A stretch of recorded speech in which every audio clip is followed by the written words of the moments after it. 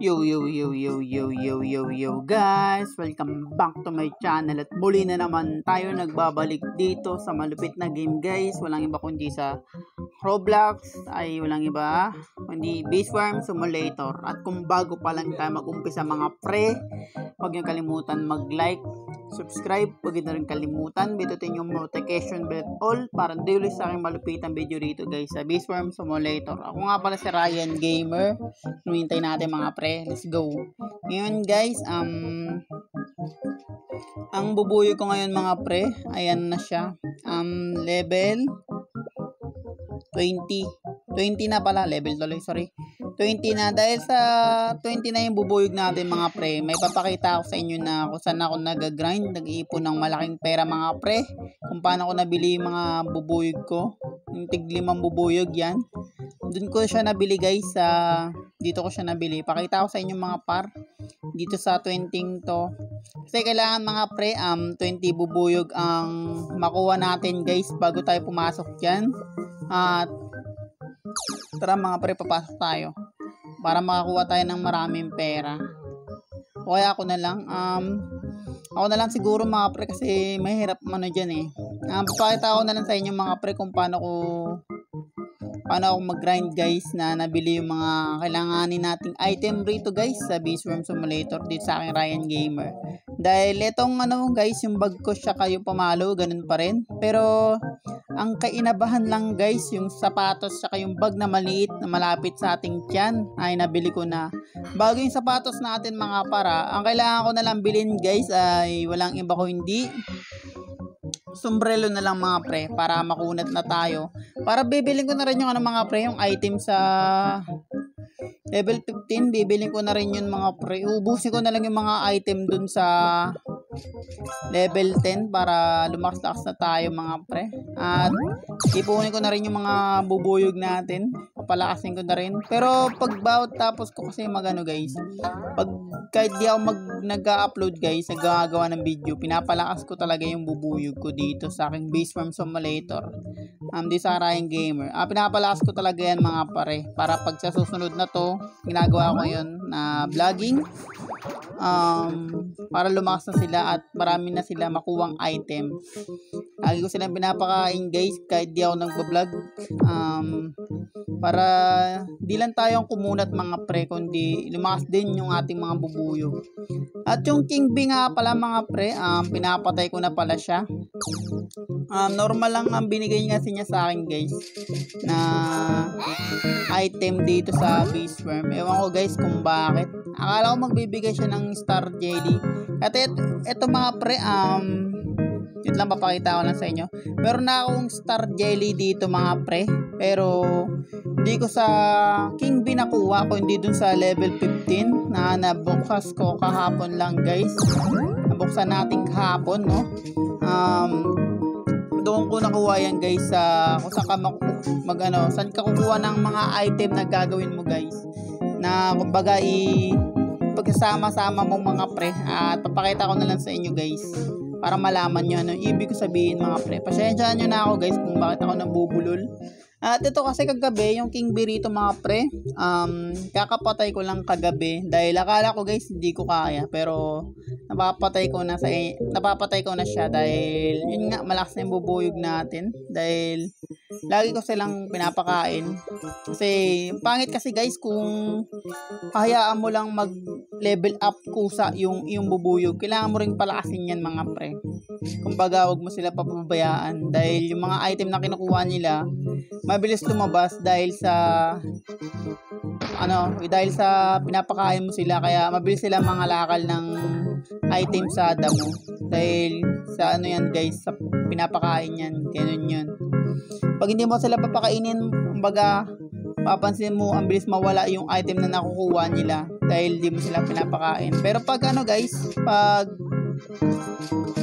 mo sila, pinapakain mo sila palagi araw-araw, papansin mo bakit ang bilis nila makakuha ng item. Dahil kung mapapansin nyo yung umpisa pa lang, diba, matagal umangat yung mga item na kinukuha nila sa damo.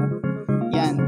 Ngayon mabilis na dahil lagi ko silang pinapakain. Hindi katulad ng umpisa pa lang ako, matagal talaga. Ngayon ang bilis. lumayo lang tayo konti sa lugar na kinukuhanan nila, no? Ang bilis na nila makakuha ng item dahil sa ginagawa natin. Ngayon guys, papakita ko sa inyo kung paano ako nag-grind guys dito sa aking Beastworm Simulator, sa aking channel. Kasi itong item na kailangan nating kunin mga pre, ito lang ginawa ko guys, yan no. Kinuha ko lang yan, tsaka to kinuha ko lang din yan, tsaka yung dun sa nga pala, sorry guys, di ko pa nakita dun sa level 20 mo makuha yung patusok na yan. Yan, dun mo siya makuha para makabili mo yun. Yan. Ito na lang kailangan natin guys. Ang kailangan natin pinya. Tapos, yung pera palakihin natin ng 2,300. Ganyan. 2,300 to 2,500. Sorry guys, malabo kasi yung mata ko minsan eh. Yan, 2,500. Kailangan natin pinya. Ang makuha natin mga pre. Bago ko makuha yung sa helmet niya, sa ulo niya. Yan, dito ako nag-grind. At nag-grind din ako dun guys kasi binibigay dun mga pre ay pera. Pera kasi binibigay dun mga pre sa lugar na yon. Hindi mapupuno yung bag mo dun guys, kundi kumbaga lang siya, pera lang makuha mo dun.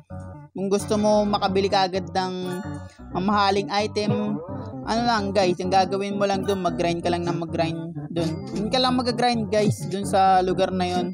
Kung saan ko na buksan yung bubuyog kong level 20. Kailangan bubuyog mo 20 bago magbukas yung mga pre.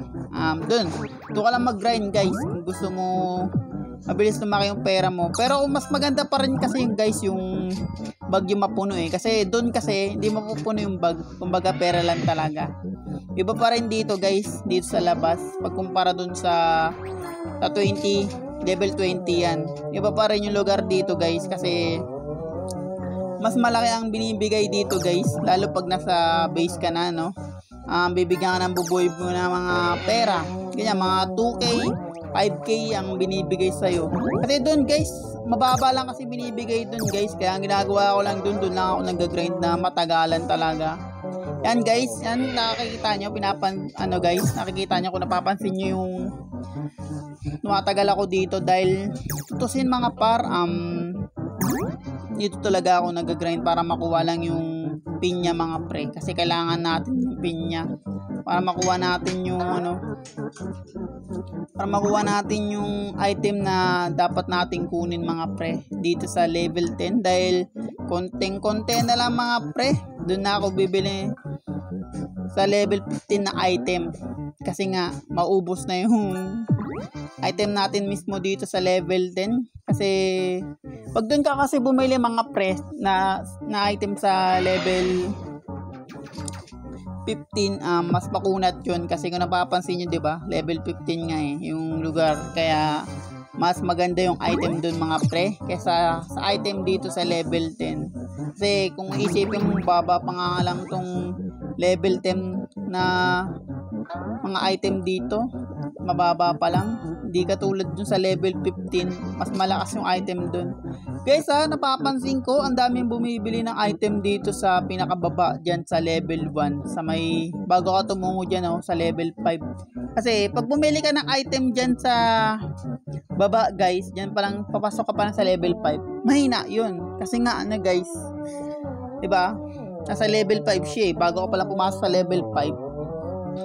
Mahina yung para sa akin mga pre yung item na yun. Pag sa level 15 ka bumili ng item, kukunat ka. Kasi nga level 15 nga mas magandang item doon, mas makunat ka doon kesa level 5 bago ka. Kumbaga para sa akin level 1 lang yun kasi wala siyang kwenta, parang ganun.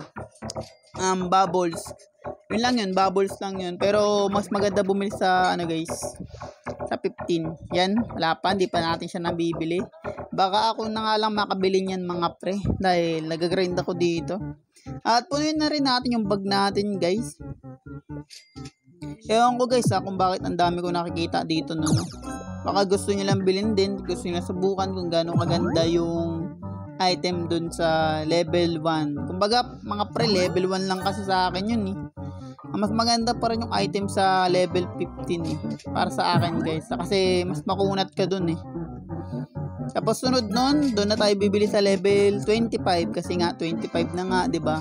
Kaya mas makunat na yung mga item doon, guys. Dito lang ako nag-grind, tapos kung kailangan ko ng pera mga pre, pumupunta lang ako doon sa level 20 na na bubuyog na nagbukas natin bago. Kasi kagabi ko lang mga pre, nabili yung mga bubuyog, no? Nag-grind ako kagabi. Kagabi ko lang sila na level 20. Kaya di na rin masama. Nice one.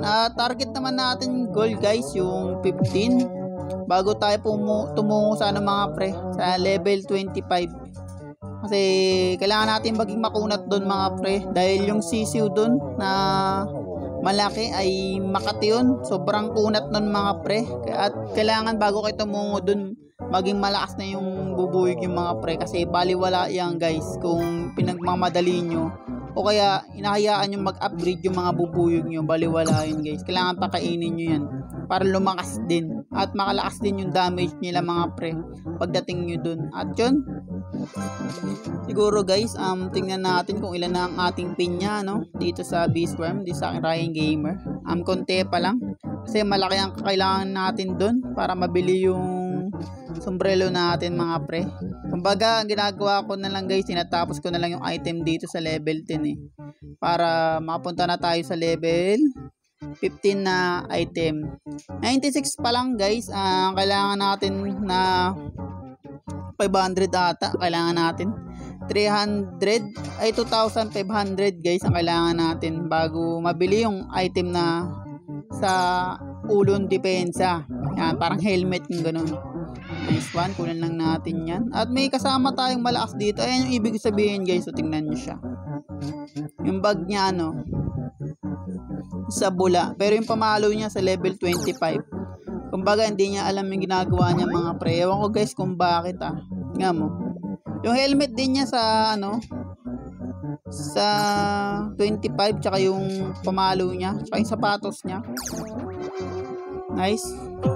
Pero yung bag niya, guys, nasa doon yan sa sa level 1 yung bag niya, kaya walang kwenta. Dapat, guys, balance kasi mga pre. Kung lalaroin mo to, kailangan nakabalance ka rito para makunat ka, kasi kung hindi ka makunat, pangit, guys. Nice one. At punta na tayo muna sa bahay, guys. Ani ko lang yung natin, yung honey natin, no? Ano lang natin. At patayin muna natin to. Kunin muna natin yung item na kailangan nating kunin dito sa mga to. Dahil kaya ko lang naman sila pinupuntahan, guys, para sa item tsaka sa prutas na nilalabas nila sa kanilang katawan pag namamatay sila. And kailangan ko kasi yan mga pre. Nice one. At yung gagamba, papatayin ko na rin, no? Para makuha ko rin yung item. Kaya lang ginagawa ko dito, guys. Doon lang ako nag-grind para mabili yung helmet yun. Kung napapansin nyo, ba't ang tagal kung hindi naglalaro minsan at hindi nagbablog dito sa aking Ryan Gamer? Kasi minsan talaga mga pre, hindi ako nagbibiro mga pre. Matagal talaga maglaro dito sa Beastworm at magpalakas talaga kung iisipin nyo. Kasi pagdating mo dun sa level 10, kailangan mo mabili lahat ng item dun. Pagdating mo sa level 15, kailangan mo mabili yung item dun. Pagdating mo sa level 25, bibili mo rin yung item. Ganun lang kasimple mga pre. Ibabalance mo lang yan. Pagdating mo sa 15, bibilin mo. Tapos pagdating mo sa level 25, bibilin mo lahat yun. As in lahat yun, bibilin mo mga pre. Hindi pwedeng paiba-iba ka ng item kasi parang walang kwenta mga pre. Parang ganun. Hindi siya makunat pag ganun. Makunat naman, kaso nga lang mas maganda pa rin yung item. Kung kaso nga lang kung namamahalan siguro yun, guys. Kaya yun, bilhin niya yung guys, yung dapat mabili niya. Bag lang muna siguro inuna niya. At yun, guys, dito muna. Kung bago pa lang tayo matapos mga pre dito sa aking Beastworm Simulator dito sa Roblox, huwag niyo kalimutan mag-like, subscribe. Huwag niyo rin kalimutan bitutin yung notification bell at all para hindi ulit sa aking malupitang video rito mga pre dito sa Beastworm Simulator. Ako nga pala si Ryan Gamer. At maraming salamat sa nanonood at nagsusupport. Mahal na mahal ko kayong lahat, guys. Hanggang sa muli. And peace out.